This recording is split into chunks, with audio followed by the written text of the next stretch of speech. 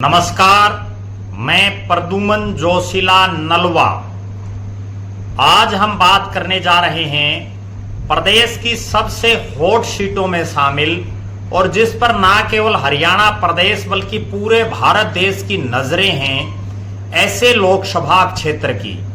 जी हां, इस लोकसभा क्षेत्र में पिछली बार जीत से ज्यादा हार के चर्चे पूरे देश में रहे और लोकसभा क्षेत्र का नाम है रोहतक लोकसभा क्षेत्र। हरियाणा प्रदेश में वोट डल चुके हैं। 4 तारीख को जो है परिणाम आएंगे, लेकिन उससे पहले जो इलाके की जनता है, इलाके के राजनीतिक लोग हैं, विभिन्न वर्गों से, समुदायों से और समाज के विभिन्न जो संगठन हैं, उनसे जुड़े हुए लोगों से चर्चा करने के बाद, मतदाताओं वोटरों से बातचीत करने के बाद, जमीनी हकीकत ग्राउंड जीरो का पूरा लेखा जोखा लेने के बाद रोहतक लोकसभा क्षेत्र में क्या हो सकता है, रोहतक में क्या अरविंद शर्मा दोबारा से संसद में जाएंगे या दीपेंद्र सिंह हुड्डा अपनी पिछली हार को भुलाते हुए इस बार उनको इलाके की जनता देश की सबसे बड़ी पंचायत में लोकसभा के जरिए भेजेगी। चूंकि दीपेंद्र हुड्डा अभी फिलहाल भी सांसद हैं और वो वर्तमान में राज्यसभा के सांसद हैं, अरविंद शर्मा लोकसभा के सांसद हैं और दोनों ही वर्तमान जो सांसद हैं वो रोहतक की लोकसभा सीट पर आमने सामने हैं। जो निचोड़ निकल करके आ रहा है उसके मुताबिक झज्जर जिले की 4 विधानसभा, रोहतक जिले की 4 विधानसभा और रेवाड़ी जिले का कोसली हलका, 9 विधानसभा क्षेत्रों की रोहतक लोकसभा क्षेत्र में 4 विधानसभा क्षेत्र ऐसे हैं जो दीपेंद्र सिंह हुड्डा को बड़ी जबरदस्त बढ़त दे रहे हैं। 2 विधानसभा क्षेत्र ऐसे हैं जहां अरविंद शर्मा को बड़ी बढ़त मिल रही है और 3 विधानसभा क्षेत्र ऐसे हैं जहां बड़ा कांटे का मुकाबला है, लेकिन वहां भी दीपेंद्र हुड्डा कहीं ना कहीं अरविंद शर्मा के मुकाबले 21 दिखाई दे रहे हैं, लेकिन हार जीत बड़ी कांटे की उन हलकों में दिखाई दे रही है। अगर सिलसिलेवार तरीके से बात करें तो दीपेंद्र हुड्डा को सबसे बड़ी जो लीड मिल रही है वो उनके पिताजी जहां से विधायक हैं, चौधरी भूपेंद्र सिंह हुड्डा, गढ़ी सापड़ा किलोई से जो आकलन आ रहे हैं उसके मुताबिक 45,000 से और 50,000 के बीच में कहीं भी दीपेंद्र हुड्डा किलोई विधानसभा क्षेत्र से जीतते दिखाई दे रहे हैं। यहां भारतीय जनता पार्टी ने भी बहुत जोर लगाया दीपेंद्र सिंह हुड्डा को रोकने के लिए। सतीश नांदल जो बीजेपी के नेता हैं, चौधरी भूपेंद्र सिंह हुड्डा के सामने कई चुनाव लड़ चुके हैं, उन्होंने पूरा दमखम लगाया और उसी का नतीजा है कि जो ये लीड है वो बहुत ज्यादा नहीं बढ़ पाई पिछली बार की तुलना में। इसके बाद अगर बात करें दूसरी बड़ी जो जीत दिखाई दे रही है दीपेंद्र हुड्डा की, वो महम विधानसभा क्षेत्र है, जिस महम ने पिछली बार दीपेंद्र सिंह हुड्डा को उतना सिर आंखों पर नहीं बैठा, जिसकी वजह से उनकी चुनावी हार भी हुई। लेकिन इस बार महम से वो 30,000 से 35,000 के बीच में कहीं भी जीतते हुए दिखाई दे रहे हैं। महम में जीत के बड़े जो कारण है वो है बलराज कुंडू, जो वर्तमान में निर्दलीय विधायक है, उन्होंने अपनी खुद की पार्टी बनाई हुई है, वो इस चुनाव में बहुत ज्यादा सक्रिय नहीं दिखे। इसके अलावा जो शमशेर खरकड़ा है, बीजेपी के नेता है जिन्होंने महम से कई चुनाव लड़े, उन्होंने भी पूरा दमखम जितना उन्होंने लगाना चाहिए था उतना दमखम नहीं लगाया।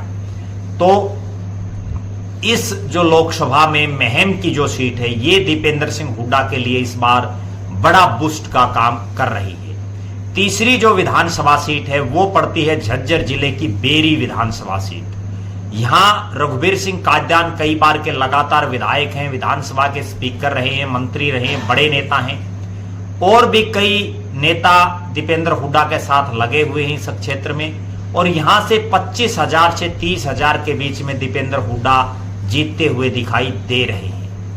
इसके बाद भी बात करें चौथा विधानसभा क्षेत्र, वो बादली विधानसभा क्षेत्र है।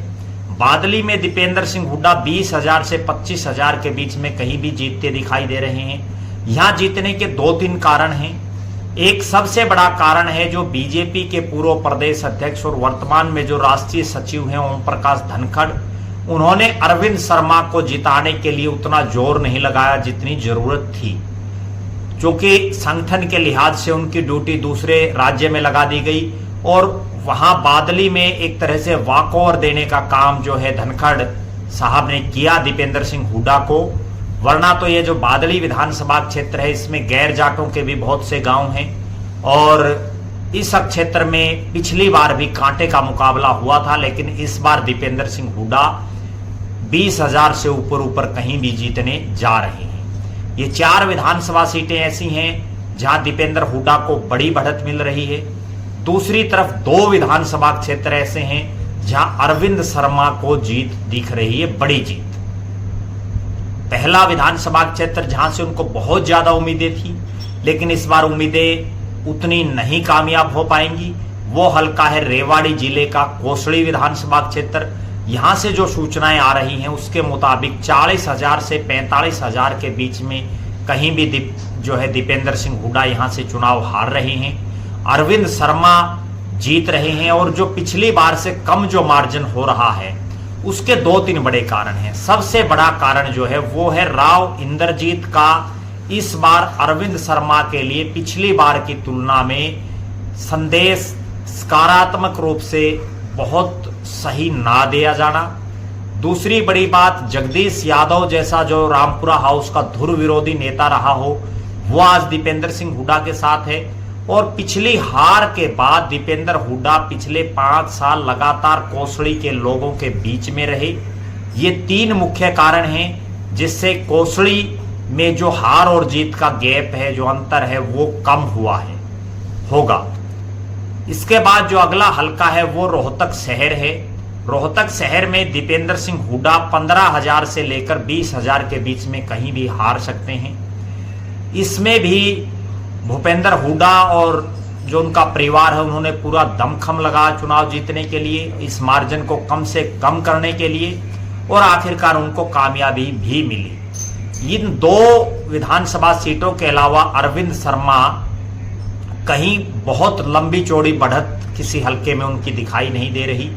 3 विधानसभा क्षेत्र ऐसे हैं जहां बड़ा कांटे का मुकाबला है, जिसमें अगर सबसे पहले हम बात करें झज्जर की, जो झज्जर शहर का जो हल्का है, झज्जर विधानसभा क्षेत्र में बेशक कांटे का मुकाबला है, लेकिन जो सूचनाएं मिल रही हैं उसके मुताबिक यहां से इस बार दीपेंद्र हुड्डा चुनाव जीतेंगे। वो 5,000 से लेकर के 10,000 के बीच में कहीं भी झज्जर से चुनाव जीत सकते हैं।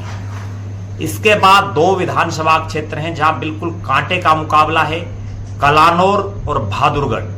इन दोनों ही विधानसभा क्षेत्रों में 1,000-2,000 वोटों से अरविंद शर्मा भी जीत सकते हैं, दीपेंद्र हुड्डा भी जीत सकते हैं। दोनों के बीच बिल्कुल कांटे की टक्कर इन दोनों विधानसभा क्षेत्रों में है।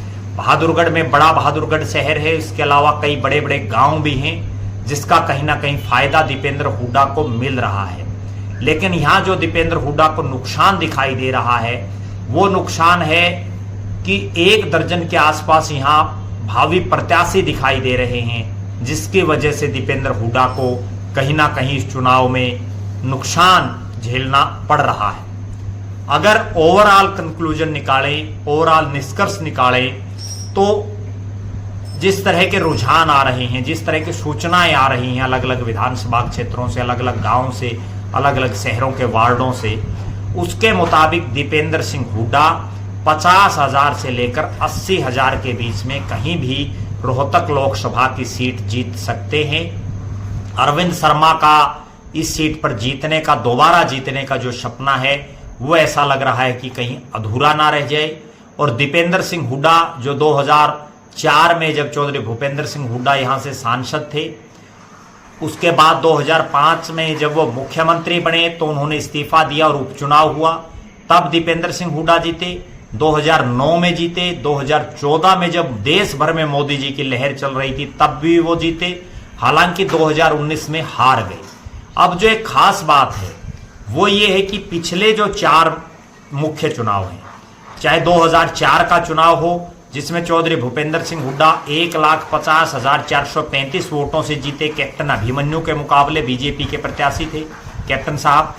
2009 में जब चौधरी भूपेंद्र सिंह हुड्डा प्रदेश के मुख्यमंत्री थे तो उस समय दीपेंद्र हुड्डा लगभग 4.5 लाख वोटों से 4,45,736 वोटों से वो जीते। रिकॉर्ड तोड़ जीत उनकी रही।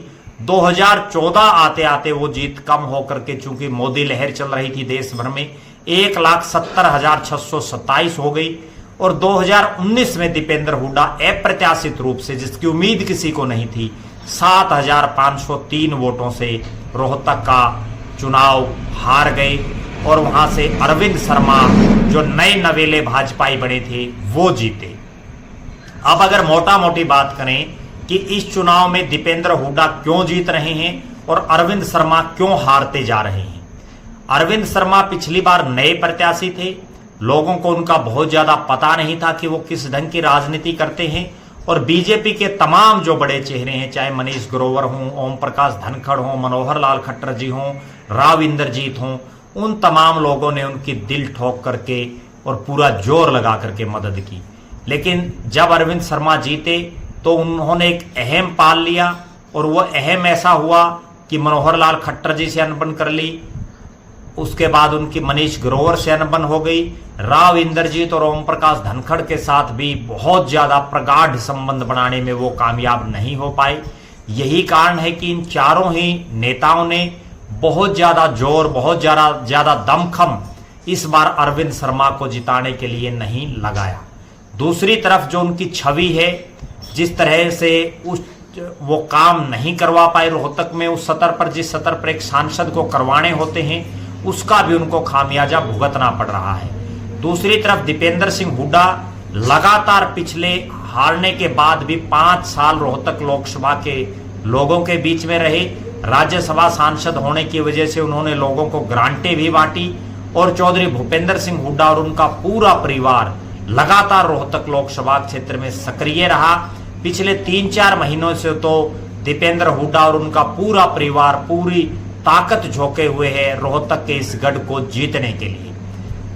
अगली जो बात है, दीपेंद्र हुड्डा की जो छवि है, इतनी बार 10 साल से जिनका पिता मुख्यमंत्री हो, जो खुद 4 बार सांसद हो, इतना पढ़ा लिखा हो, विदेश में पढ़ा हो, उसके बावजूद लोगों से बड़े सौम्य तरीके से बात करना, लोगों के बीच में रहना, ये कहीं ना कहीं उनका एक प्लस पॉइंट है।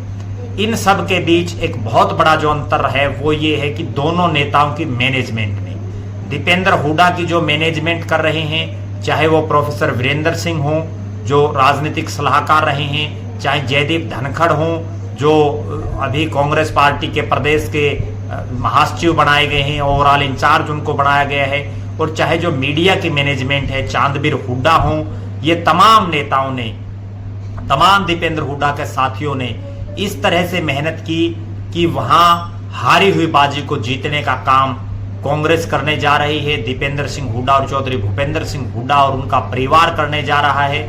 हालांकि अंतिम जो परिणाम है वो तो 4 तारीख को ही पता चलेगा कि कितने वोटों से दीपेंद्र हुड्डा जीत पाते हैं या पासा पलट भी जाता है, क्योंकि राजनीति में जहां 13-13, 14-14 लाख वोट पोल होते हों तो वहां 20-30, 50 हजार की हार और जीत कभी भी किसी की भी हो सकती है। उस पर कोई लंबा चौड़ा दावा नहीं किया जा सकता, क्योंकि कई बार वोटर पर्ची कहीं से कटाता है, वोट डालने का मन किसी को होता है और जब ईवीएम के पास जाता है तो वो वोट कहीं और भी दे देता है। लिहाजा हमारी नजरें 4 तारीख पर बनी रहेंगी।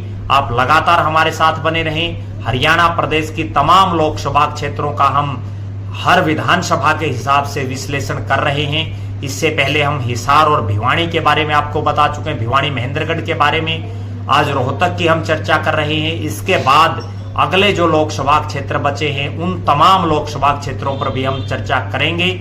आप हमारे साथ बने रहें। हमारे फेसबुक पेज को लाइक और फॉलो करें, यूट्यूब पर चैनल को सब्सक्राइब करें, बेल आइकन घंटी का बटन अवश्य दबाएं, वीडियो को ज्यादा से ज्यादा शेयर करें, अपने बहुमूल्य कमेंट्स अवश्य लिखें। बहुत बहुत धन्यवाद। आपका अपना प्रद्युमन जोशीला नलवा।